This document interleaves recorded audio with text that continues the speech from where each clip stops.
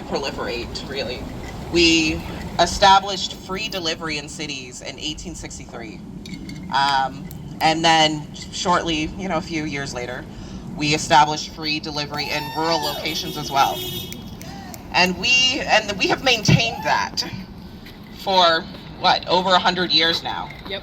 And after such a rich history, those rights, our postal service, the postal service that belongs to us, the public, is under attack.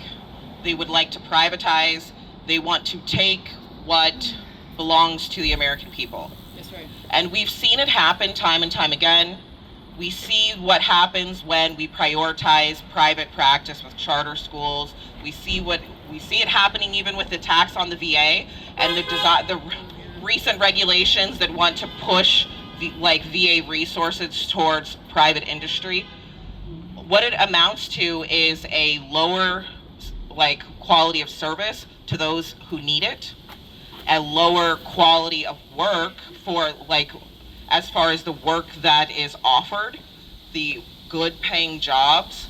Again, it is the deterioration of our communities. That's right. To the enrichment of, billion-dollar corporations.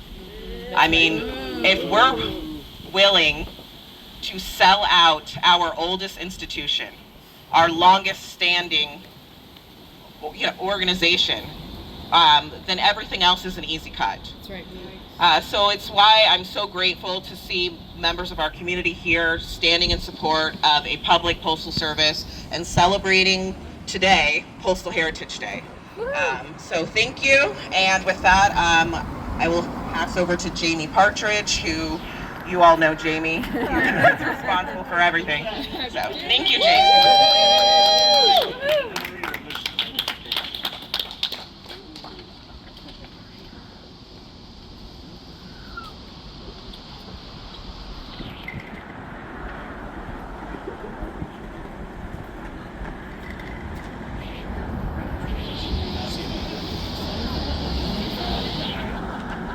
Off the People's Postal Service. Hands off the People's Postal Service. Hands off the People's Postal Service. Hands off the People's Postal Service. So for those of you who don't know me, I'm Jamie Partridge. I'm a retired letter carrier and an organizer with Communities and Postal Workers United. I delivered the people's mail for close to 30 years in the King and Woodlawn neighborhoods in Northeast Portland. I looked in on the frail and elderly. I helped toddlers find their way home. I watched kids grow up and leave. And I live across the street from the post office where I used to work. And I'm able to talk through the fence to the carriers as they load their vehicles and when they come across the street to the coffee cart. And I run into my old customers. I run into my old customers at the grocery store. So Postal Service is near and dear to my heart. It's a national treasure, and on the 251st anniversary of its founding, we celebrate the universal service to 150 million American households and businesses 6 and 7 days a week. So I'm pissed that the Trump administration is attempting to disrupt voting by mail. Are you doing all right over there, John? Okay. Hey. Thank you. All right. Birthday. So, along with other initiatives to undermine our democratic elections, on March 31st, the president issued an executive order mandating that mail voting be directed by the Department of Homeland Security. The folks that gave us ICE. Which would supply a list of eligible citizens to the Postal Service, which would then identify and track every ballot. The president asserted in a speech last week that the Department of Homeland Security has identified 278,000 non-citizen voters. No way. Without a shred of evidence. No way. So in the executive order, states such as Oregon are directed to hand over their voter lists to DHS for vetting. Nope. Don't do it. And Postmaster General David Steiner, who is moving forward with enforcing the executive order has specified to Congress that any state which refuses to hand over their voter list will not be allowed to vote by mail. So while several court cases are challenging this federal takeover of mail voting, the executive order is working its way up to the Trump-friendly Supreme Court. While voting is clearly delineated in the U.S. Constitution as the purview of the states and Congress, not the executive, nevertheless, this battle is ongoing, and we, the people, and our congressional representatives must mobilize to protect our democratic right to vote. Right. On April 20th, 37 senators wrote a letter calling on the USPS to refuse to implement Trump's executive order, and particularly the Postal Board of Governors, which is supposed to be this independent agency that governs the Postal Service. So they can stop it. And then of course on the top of I won't go into all the other ways that the U.S. Postal Service is under attack. Teresa talked about some of those. So our task is to defend what we have and expand the Postal Service reach to non-postal functions such as postal banking and one-stop government services. And to keep updated on this struggle and what you can do, sign up at the table here with Communities and Postal Workers United, or scan this cute QR code. Whose Postal Service? The People's Postal Service. Whose Postal Service? The People's Postal Service. Whose Postal Service? The People's Postal Service. Whose Postal Service? The People's Postal Service. Your mother's Postal Service. That's right. Thank you. I'm sure. Yeah. Were you ready, Bill? I'm as ready as I'll be. He was surprised that he was president. I just sprung it on him today. Yeah.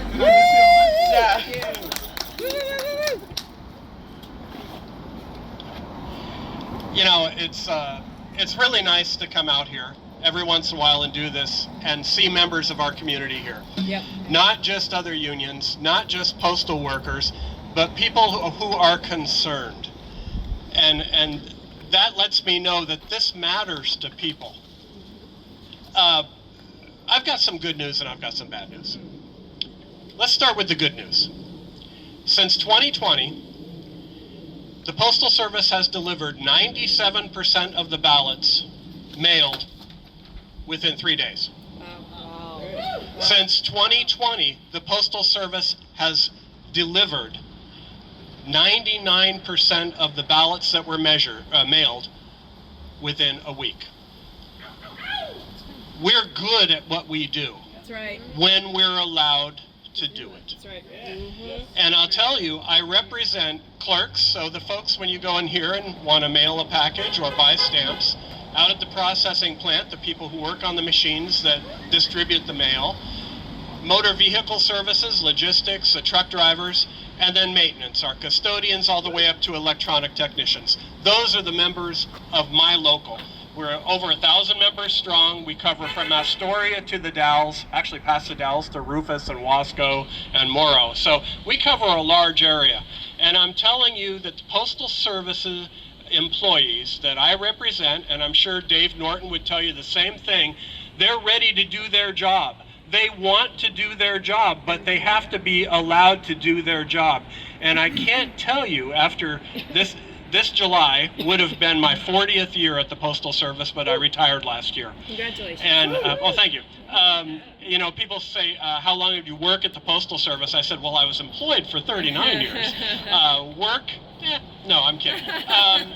But, you know, it used to be relatively easy.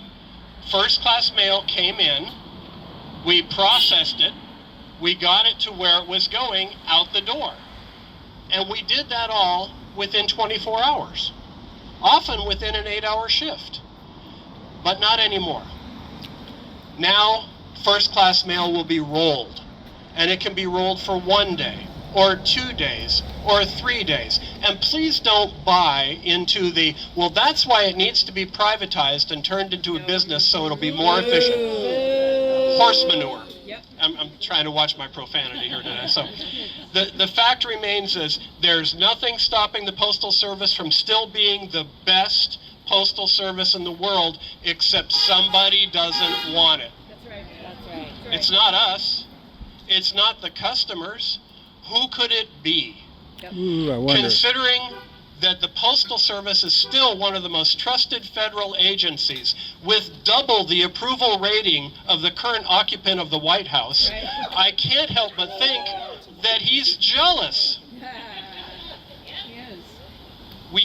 And don't buy into this forced austerity. We can't have a good postal service because it doesn't make money. Boo. Bull. Yep. The Postal Service was never set up to make money. It was set up as a service. Period. Yep. It doesn't matter if it makes money or not. And yes, there are occasional budget shortfalls, and we can fix those. The president of our national, Jonathan Smith, he's our new president, he keeps telling us it's not a crisis. It's a problem that has solutions if people are willing to do the solutions. Yep. But I'll tell you, to some people, it's a crisis. Because they see their postal service that they rely on for, yes, people still mail cards and letters. Yeah. Yes, people still mail prescription medications. We do a lot of parcel business. David could tell you all about that too. We matter to communities, especially rural communities and underserved communities. That's right. And these are the people that somebody doesn't care about. Yep. They're the low-hanging fruit. They don't vote a lot, they don't pay a lot in taxes, so we don't care about them. What we care about is turning this service into a business, taking the profitable parts, making a buck on them, and then screw everybody else. Right. We can't let this happen. And it's not just the 30 or 40 or 50 people here today. Math, I'm not good. But the simple fact of the matter is we need to talk to our families. We need to talk to our community groups. And we need to let them know what is happening and who is trying to take away their public postal service. It's not a Democrat issue. It's not a Republican issue. It's not an independent issue. It's a community, it's an American issue. And it's all about a service that we have that somebody's pissed that they can't make a buck on. And we need to, people tell me, Bill, you sound angry. I am frustrated. I am frustrated that we have to go up here and meet like this to remind people that the Postal Service matters to so many people. And that it's not just a bank waiting to happen for somebody else. Right.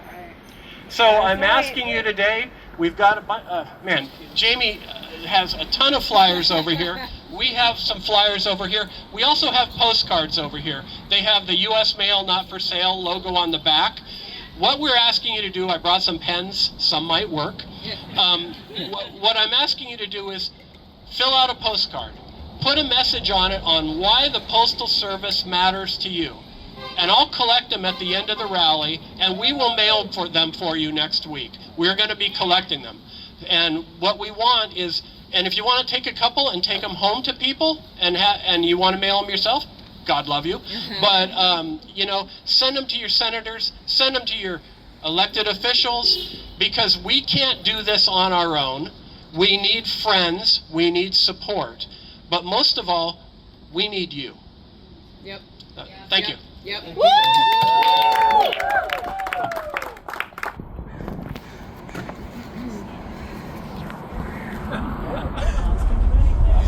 Thank you, Bill. I really appreciate what Bill said about really how the post office matters to so many people. I appreciate it, if everybody does grab a postcard and send one off. And I don't know, is there anybody here who has never mailed a postcard, never received a postcard? Right. I was just thinking about it myself, where I'm like, especially with our NLC president coming up next. But in high school, I got really into the data and Fluxus. You ever heard of Fluxus or data? It's art for art's sake. Anyway, as part of like the Fluxus movement, they had mail art where you could like design intricate postcards and send them to random artists. And you could send anything. So we got really, like, I went to an art high school, obviously, and we got really into mailing bananas, shoes. I feel terrible for my local carrier because we tried to figure what could we get away with just a book of stamps, and it always got to its destination.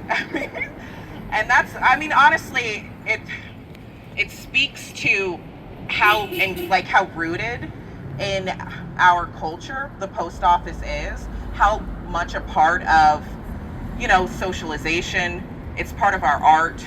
It exists as more than just the service that it is, and I absolutely love it. Again, just even as kids shows, you've got Blue's Clues where they talk about mail time. Getting a letter is always somebody's favorite thing as a child. You see your name on that letter for the first time. So again, for me, the post office means a lot, and I know that I'm not alone in that love of the postal service. And again, my appreciation for the carriers who make sure that they fulfill that duty, that responsibility to the American public of free delivery to your home 6 days a week.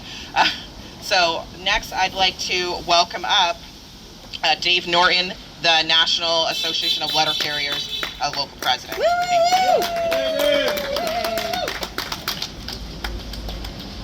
Thank you.